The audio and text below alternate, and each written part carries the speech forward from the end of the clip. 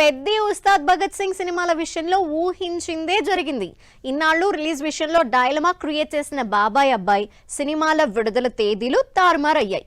మరి ఈ ఇద్దరిలో సమ్మర్ బాక్స్ ఆఫీస్ కి బోణి కొట్టేదెవరు? ఇంతకీ పెద్ది ఉస్తాద్ భగత్ సింగ్ సినిమాలు థియేటర్స్ లోకి వచ్చేదెప్పుడు? ఈ బుధవారం ఉస్తాద్ భగత్ సింగ్ పెద్ది సినిమాల నుంచి వచ్చిన అప్డేట్స్ రిలీజ్ డైలమాకి ఎండ్ కార్డ్ వేశాయి. పవన్ కళ్యాణ్ ఉస్తాద్ భగత్ సింగ్ సినిమా విడుదల సమ్మర్కే ఫిక్స్ అయిన డేట్ ఫైనల్ కాకపోవడంతో ఏప్రిల్లో వచ్చే ఛాన్స్ ఉందని అంతా అనుకున్నారు. అలాగే మార్చి 27న రిలీజ్ డేట్ ఇచ్చిన రామ్ చరణ్ పెద్ది సినిమా షూటింగ్ పూర్తి కాకపోవడంతో ఆ డేట్కి వస్తుందా లేదా అనే డౌట్స్ రైజ్ అయ్యాయి.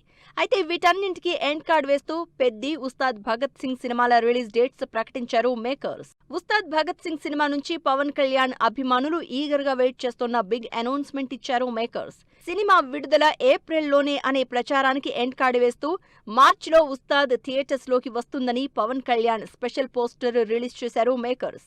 ఉస్తాద్ భగత్ సింగ్ సినిమా నుంచి వచ్చిన ఈ రిలీజ్ డేట్ అనౌన్స్మెంట్ తో summer box office power star సినిమాతో బోణి అవుతుందని హ్యాపీగా ఫీల్ అవుతున్నారు అభిమానులు.